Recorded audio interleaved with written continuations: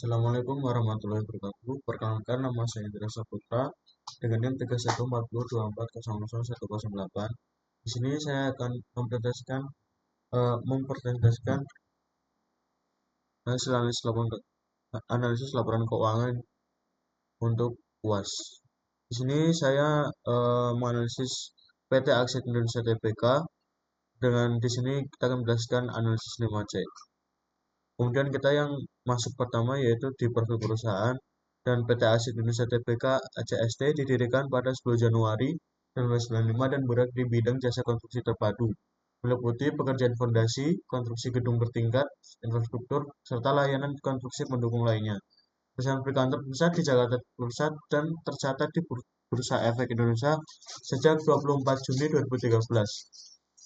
ACST merupakan bagian dari grup Astra melalui PT United Tractor Tbk dengan fokus pada kualitas, keselamatan kerja, inovasi, dan ketepatan waktu dalam pelaksanaan proyek konstruksi di Indonesia. Kemudian kita masuk ke perusahaannya. Nama perusahaan PT Aksiat Indonesia Tbk dengan kode saham ACST, tanggal berdiri 10 Januari 1995, alamat Aksiat Building, Jalan Majapahit 026 Gambir, Jakarta Pusat, DKI Jakarta Indonesia. Dengan subtitle konstruksi bangunan, konstruksi and engineering, jasa konstruksi gedung. Kemudian kita masuk langsung ke varian jasa, yaitu jasa konstruksi gedung, pekerjaan fondasi, konstruksi infrastruktur, pembongkaran bangunan, instalasi MEP, dan penyewaan alat konstruksi. Kemudian ada pemegang saham nomor 1. Saham dipegang oleh PT Karya Supra Perkasa dengan jumlah 16.119.027.968 saham dengan persentase 91,17%. Pemegang saham nomor 2 yaitu ada masyarakat atau publik dengan 1.560.160.560.130.132 saham dengan persentase 8,83% dengan total 17.675.160.000 saham dengan persentase 100%.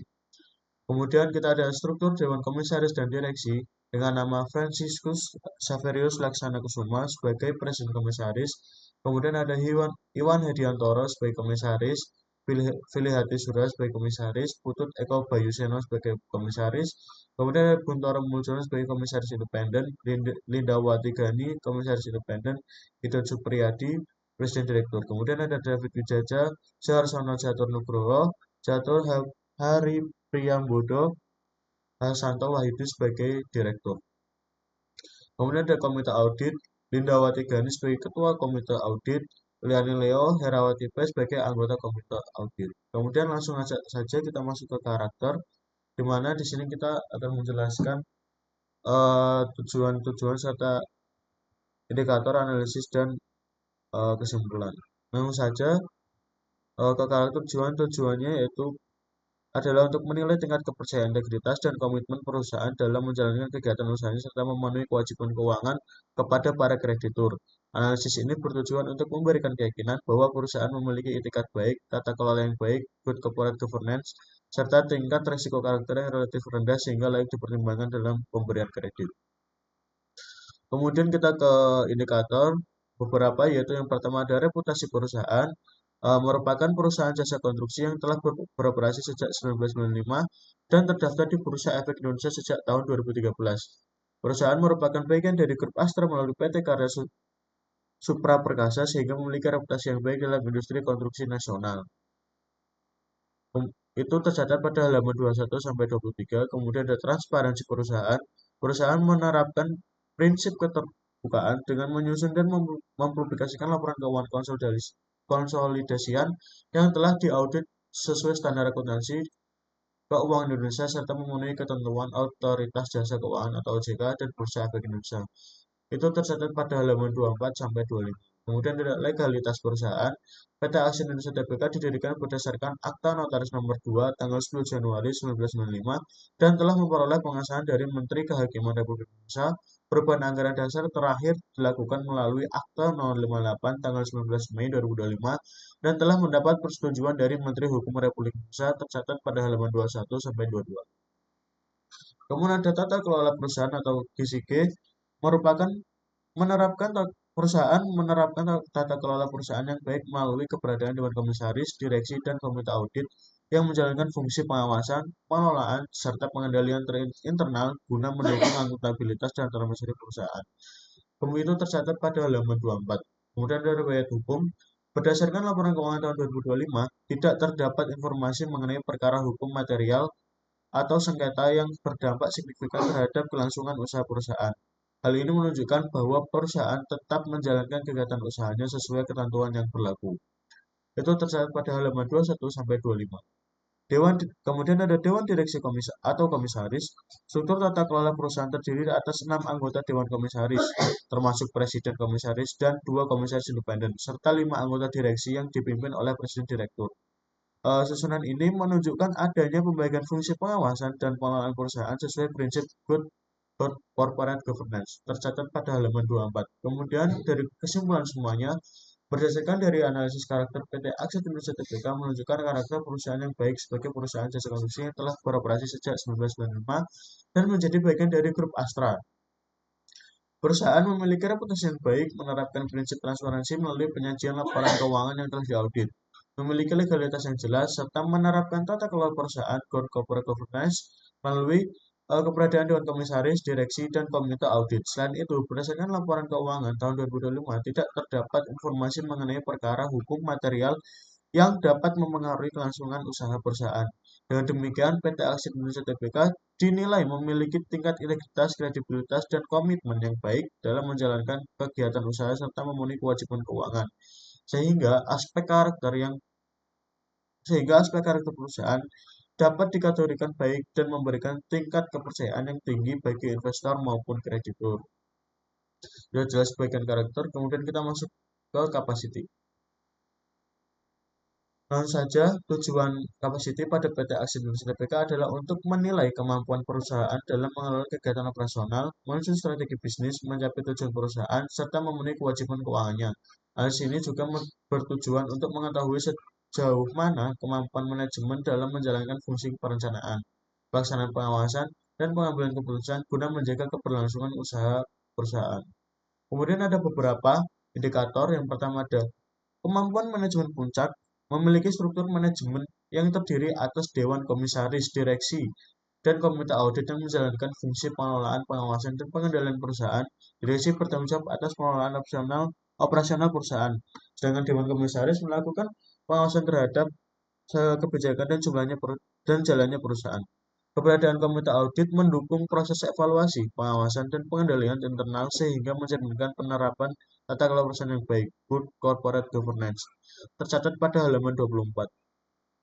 Kemudian ada indikator selanjutnya, kemampuan manajemen produksi. Sebagai perusahaan yang bergerak di bidang jasa konstruksi, PT Aksiat Indonesia Tbk memiliki kemampuan dalam mengelola pelaksanaan proyek konstruksi yang meliputi pekerjaan fondasi, konstruksi gedung, pekerjaan sipil, instalasi mekanikal dan elektrikal, serta penyewaan peralatan konstruksi. Hal ini menunjukkan bahwa perusahaan memiliki kapasitas operasional dalam menjalankan berbagai jenis proyek konstruksi sesuai bidang usahanya, tercatat pada halaman 22 sampai 23. Kemudian indikator selanjutnya yaitu kemampuan manajemen pemasaran. Berdasarkan laporan keuangan tahun 2025, tidak terdapat pembahasan secara khusus mengenai strategi atau kebijakan pemasaran perusahaan, namun perusahaan menjalankan kegiatan usahanya dengan menyediakan berbagai layanan konstruksi sebagai pelanggan sesuai ruang lingkup usaha yang tercantum dalam laporan keuangan. Teks tersebut tercatat pada halaman 22 sampai 23. Kemudian indikator selanjutnya yaitu manajemen sumber daya manusia. Laporan keuangan tahun 2025 tidak menjelaskan secara rinci mengenai kebijakan pengelolaan sumber daya manusia. Namun, laporan memuat struktur organisasi yang terdiri atas Dewan Komisaris, Direksi, dan Komite Audit sebagai bagian dari tata kelola perusahaan dalam mengedukasi perusahaan. Tercatat pada halaman 24. Dari keseluruhan, kesimpulannya adalah berdasarkan analisis kapasiti PT Aksiat Indonesia Tbk menunjukkan kemampuan yang telah memadai dalam menjalankan kegiatan operasional perusahaan. Hal ini didukung oleh struktur manajemen yang terdiri atas Dewan Komisaris, Direksi, dan Komite Audit menjalankan fungsi pengelolaan, pengawasan, dan pengendalian perusahaan sesuai prinsip tata kelola perusahaan yang baik, good corporate governance. Selain itu, perusahaan memiliki kapasitas operasional di bidang jasa konstruksi yang meliputi pekerjaan fondasi, konstruksi gedung, pekerjaan sipil, serta layanan pendukung konstruksi lainnya. Meskipun laporan keuangan tahun 2005 tidak menguraikan secara rinci mengenai visi misi, strategi pemasaran dan pengelolaan sumber daya manusia informasi yang disediakan menunjukkan bahwa perusahaan memiliki struktur organisasi dan kapasitas operasional yang mendukung keberlangsungan usaha serta kemampuan dalam memenuhi kewajiban bisnisnya. Dengan demikian, dari aspek kapasiti, PT Asing Indonesia Tbk dapat dinilai memiliki kemampuan yang baik dalam mengelola kegiatan operasional perusahaan. Capacity setelah muncul semuanya, kemudian kita langsung lanjut ke kolateral. Tujuan analisis kolateral adalah untuk menilai aset yang dimiliki PT Aset Indonesia Tbk yang berpotensi dijadikan jaminan atau agunan dalam memperoleh fasilitas kredit. Analisis ini bertujuan mengetahui nilai aset yang dimiliki perusahaan, kualitas aset tetap, kemudian aset untuk dijual, marketability, kemampuan aset dalam menutup kewajiban coverage, serta kepastian hukum atas kepemilikan legal aset atau legalitas. Kemudian ada beberapa indikator. Yang pertama ada nilai agunan. Berdasarkan laporan posisi keuangan konsolidasi per 31 Desember 2025, PT Aset Indonesia Tbk memiliki total aset sebesar 2.985.135 juta. Nilai aset tersebut menjadi dasar dalam menilai kemampuan perusahaan menyediakan agunan apabila mengajukan penilaian kepada kreditur. Namun, laporan keuangan tidak mengungkapkan secara khusus aset mana yang dijaminkan maupun dinilai agunan yang digunakan untuk fasilitas pinjaman tertentu. Tercatat pada halaman 2. Kemudian kita masuk ke indikator selanjutnya yaitu ada aset tetap. PT Aset Indonesia PT Aset Indonesia Tbk memiliki aset tetap yang digunakan untuk mendukung kegiatan operasional perusahaan seperti tanah, bangunan, peralatan, kendaraan, dan aset operasional lainnya. Aset tetap tersebut merupakan salah satu aset produktif yang dapat meningkatkan kapasitas operasional perusahaan serta berpotensi menjadi objek agunan dalam memperoleh pembiayaan sesuai dengan ketentuan yang berlaku. Dari bahasan tersebut, catatan aset tetap halaman 48 sampai 51. Kemudian ada yang garis selanjutnya yaitu marketability.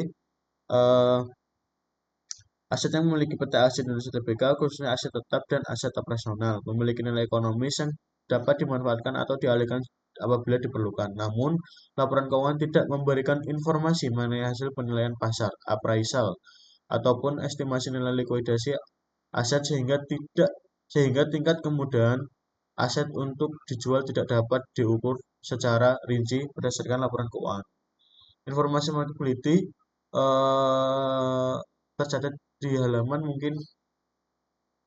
mungkin ada, tapi berdasarkan informasi tetap kita ngambilnya dari situ. Kemudian kita masuk ke coverage. Berdasarkan laporan posisi keuangan konsolidasian, total aset perusahaan sebesar 2.995.135, sedangkan total liabilitas mencapai 3.315.499. Kondisi ini menunjukkan bahwa nilai aset perusahaan belum mampu menutupi seluruh kewajiban, sehingga dari sisi coverage, kemampuan aset sebagai jaminan terhadap seluruh utang masih relatif terbatas. Itu tercatat pada halaman 2-3. Kemudian ada legalitas. PT Aset Indonesia merupakan perusahaan yang memiliki legalitas yang jelas, didirikan berdasarkan akta pendirian dan telah memperoleh pengesahan dan dari Menteri Kehakiman Republik Indonesia. Selain itu, perusahaan telah melakukan perubahan anggaran dasar yang telah memperoleh persetujuan dari Menteri Hukum Republik Indonesia. Status sebagai perusahaan terbuka yang tercatat di Bursa Efek Indonesia juga menunjukkan bahwa perusahaan telah memenuhi ketentuan hukum dan peraturan yang berlaku. Ini tercatat pada halaman 21 sampai 22. Setelah kesimpulan semuanya, berdasarkan analisis kolateral PT Aset Indonesia Tbk memiliki aset yang cukup besar dengan total aset besar 2.985.135 yang berpotensi menjadi dasar pemberian jaminan kredit. Perusahaan juga memiliki aset tetap yang mendukung kegiatan operasional serta legalitas perusahaan yang jelas sebagai perusahaan terbuka. Namun, dari sisi coverage, total aset perusahaan masih lebih rendah dibandingkan total aset sebesar 3.315.499, sehingga kemampuan aset dalam menjamin seluruh kewajiban perusahaan masih terbatas. Secara keseluruhan, aspek kolateral dapat dinilai cukup, tetapi perlu menjadi perhatian kreditur karena struktur liabilitas perusahaan masih relatif tinggi. Kemudian kita masuk ke condition. Tujuannya yaitu menilai pengaruh kondisi ekonomi lingkungan, industri, hubungan perusahaan dengan pelanggan dan pemasok, serta faktor eksternal lainnya terhadap kemampuan PT Aksit Indonesia Tbk dalam menjalankan kegiatan operasional dan memenuhi kewajiban keuangannya. Analisis ini memberikan gambaran yang mengenai kondisi bisnis yang dihadapi perusahaan pada tahun 2025. Kemudian pada beberapa indikator dan analisisnya serta bukti dan kesimpulan. Kita masuk ke indikator pertama, yaitu ada kondisi ekonomi makro. PT Aksi Industri BK menjalankan kegiatan usaha di sektor jasa kondisi yang dipengaruhi oleh kondisi perekonomian nasional, perkembangan proyek pembangunan, serta kondisi pasar. Dalam laporan keuangan, perusahaan juga mengungkapkan bahwa transaksi tertentu dipengaruhi oleh perubahan nilai tukar mata uang asing, khususnya dolar Amerika Serikat atau US dollar, dengan kurs tengah Bank Indonesia sebesar 16.782.000 per US dollar pada tahun 2005. Hal ini menunjukkan bahwa kondisi ekonomi makro, terutama fluktuasi nilai tukar dan aktivitas pembangunan, menjadi salah satu faktor yang mempengaruhi kinerja perusahaan. Itu tercatat pada halaman 30, kemudian ada persaingan usaha, bergerak di bidang jasa konstruksi yang meliputi pekerjaan fondasi, konstruksi gedung, konstruksi sipil, instalasi mekanikal dan elektrikal, serta penyewaan alat konstruksi. Kondisi tersebut menunjukkan bahwa perusahaan beroperasi dalam industri konstruksi yang memiliki tingkat persaingan cukup tinggi sehingga perusahaan dituntut untuk menjaga kualitas proyek, efisiensi biaya, dan ketepatan waktu penyelesaian pekerjaan agar tetap mampu bersaing di pasar. Tercatat pada halaman 22 sampai 23. Kemudian ada pelanggan atau customer. Hmm, Rata-rata pendapatan PT Akses Indonesia Tbk berasal dari kontrak dengan pelanggan.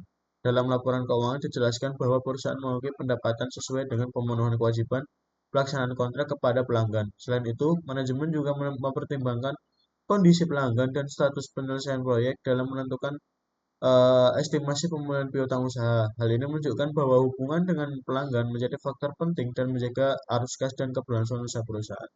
Tercatat pada halaman 42 sampai 43. Kemudian ada pemasok atau supplier. PT Aset Industri BK menjalin kerjasama dengan berbagai pemasok dalam mendukung pelaksanaan proyek konstruksi. Laporan keuangan menunjukkan bahwa perusahaan memiliki utang usaha kepada pemasok serta pernah menggunakan fasilitas supplier financing melalui beberapa bank.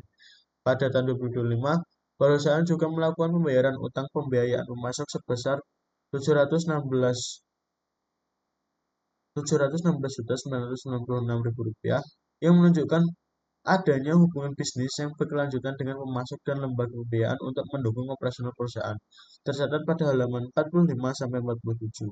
Dari kesimpulan kondisi tersebut, PT Akset Indonesia Tbk menjalankan kegiatan usaha pada industri konstruksi yang dipengaruhi oleh kondisi ekonomi nasional, perkembangan sektor pembangunan, serta perubahan nilai tukar mata uang. Perusahaan juga memiliki hubungan yang berkelanjutan dengan pelanggan melalui kontrak proyek dan dengan pemasok melalui pengadaan barang dan serta fasilitasi pembiayaan pemasok.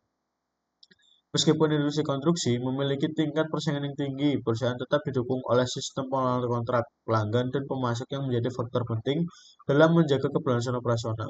Dan demikian, dari aspek kondisi, PT Aksit Indonesia Tbk memiliki kondisi usaha yang cukup baik, meskipun tetap dipengaruhi oleh kondisi ekonomi dan dinamika industri konstruksi.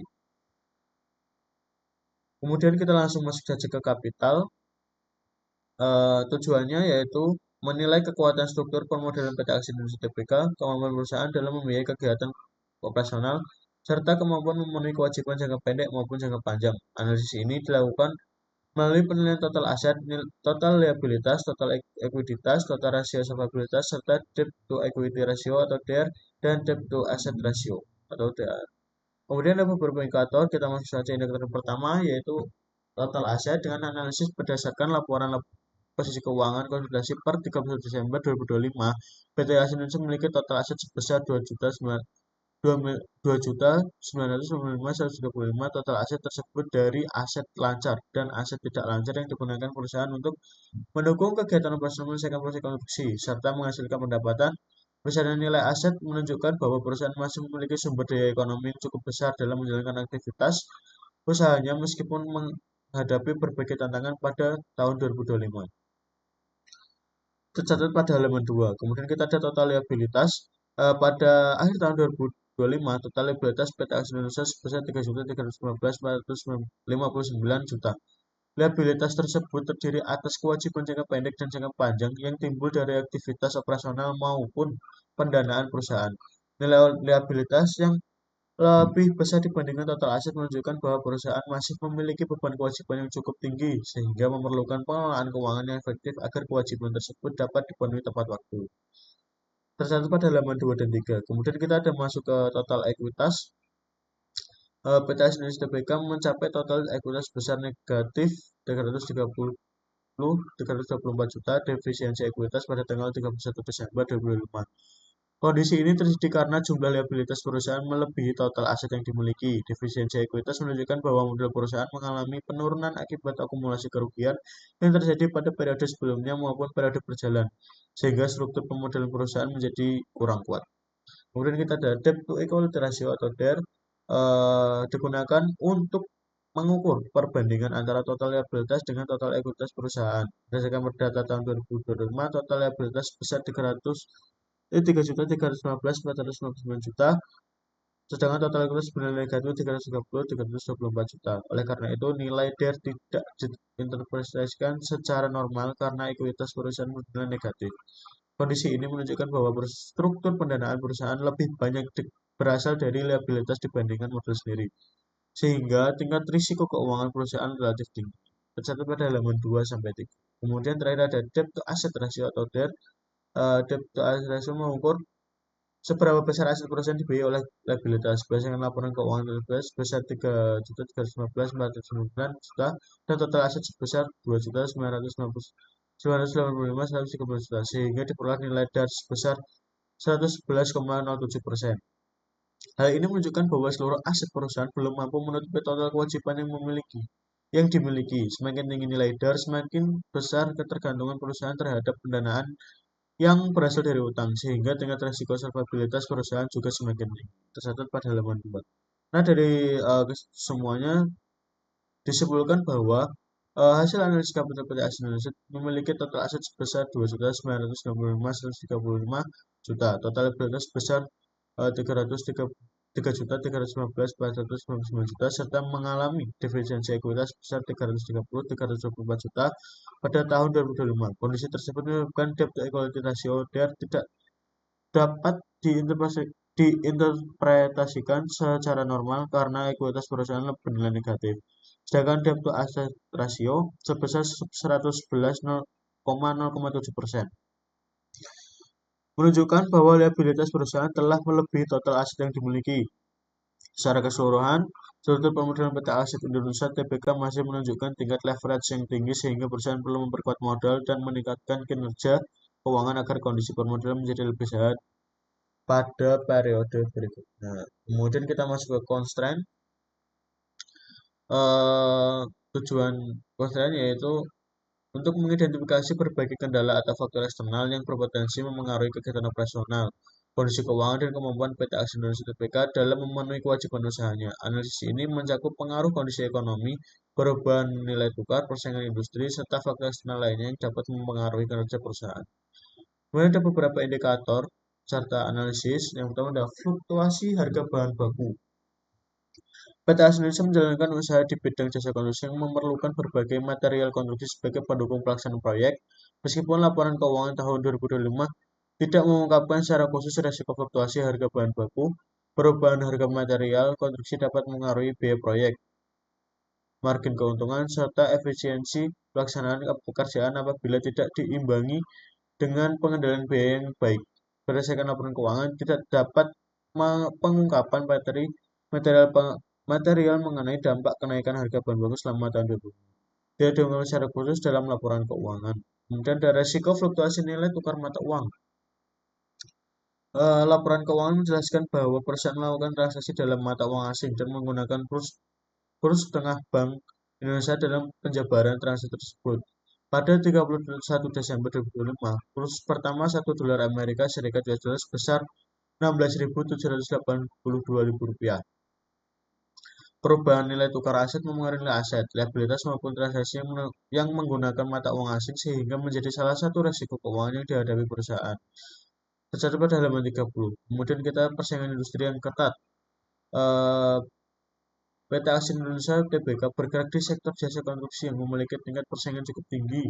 Perusahaan dituntut untuk menjaga kualitas pekerjaan, ketepatan waktu, penyelesaian proyek, efisiensi biaya, serta kemampuan memperoleh proyek baru agar dapat mempertahankan daya saing di industri konstruksi. Walaupun laporan keuangan tidak membahas persaingan secara khusus, ruang lingkup perusahaan menunjukkan bahwa perusahaan beroperasi pada industri yang kompetitif. Tercatat pada halaman 21 sampai 23. Kemudian ada gejolak geopolitik.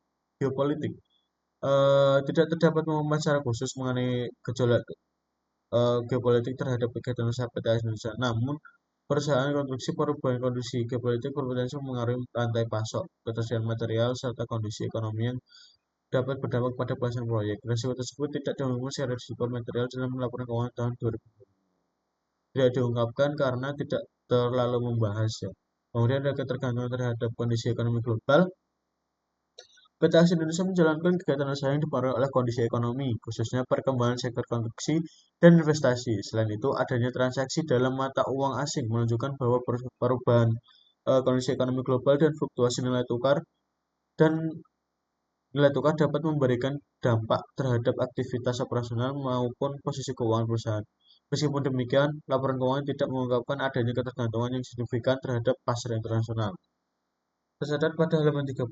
Kemudian yang terakhir kita ada analisis rasio.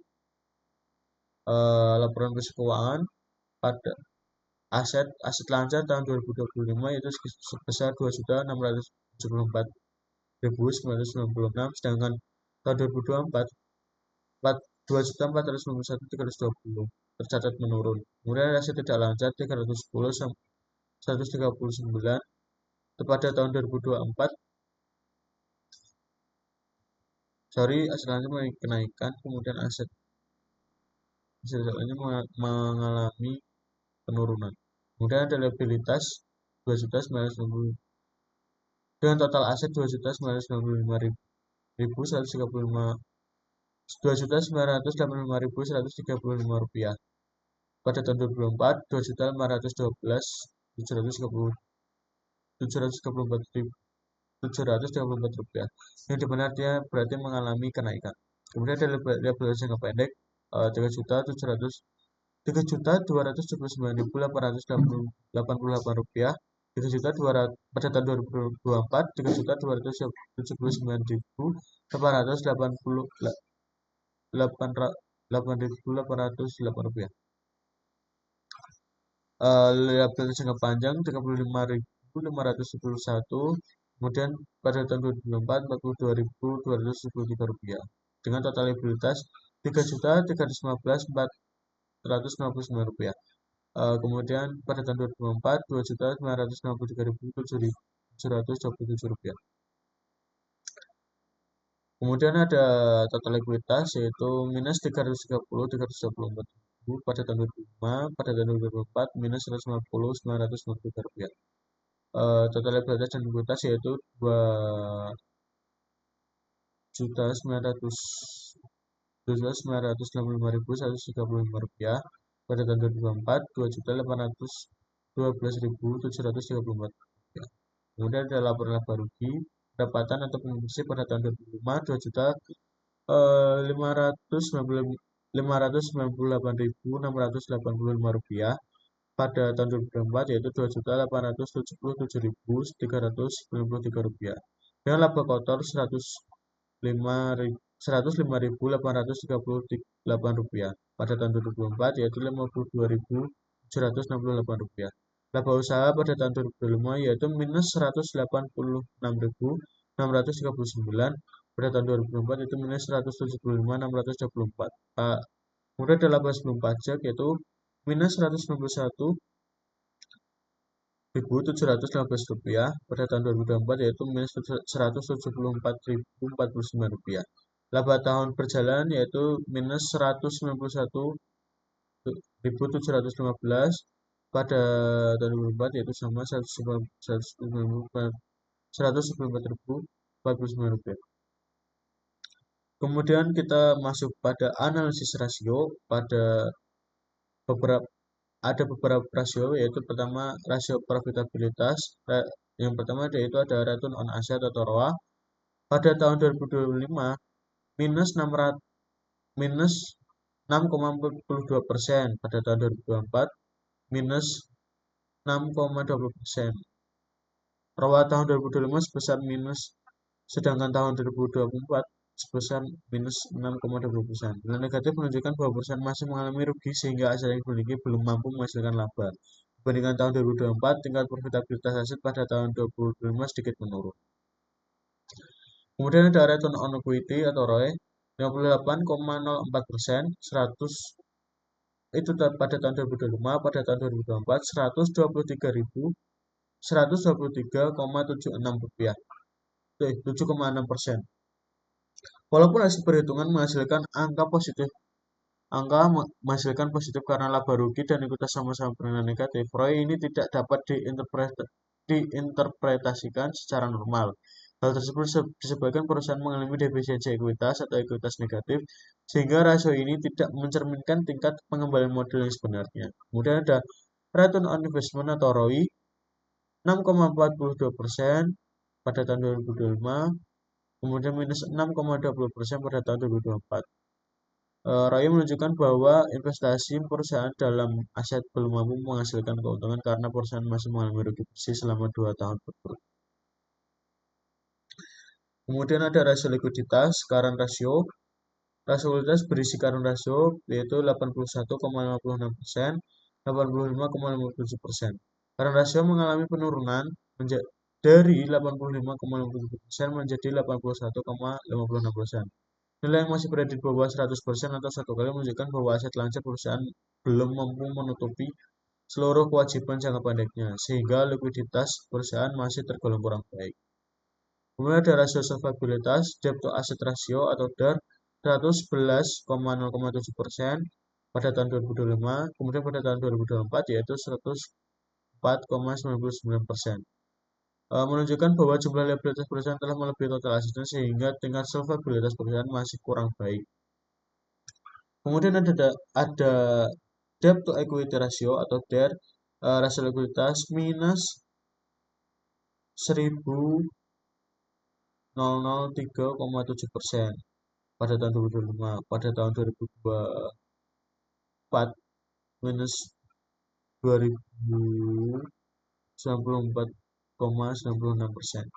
Nilai DER menjadi negatif karena perusahaan memiliki ekuitas negatif, defisiensi modal. Oleh sebab itu, rasio ini tidak dapat diinterpretasikan secara normal. Kondisi tersebut menunjukkan bahwa struktur pendanaan perusahaan masih didominasi oleh liabilitas dan modal sendiri, belum mampu menjadi penopang kegiatan operasional perusahaan. Seperti itu. Itulah analisis laporan keuangan saya, Muhammad Indra Saputra. Pamit undur diri. Wassalamualaikum warahmatullahi wabarakatuh.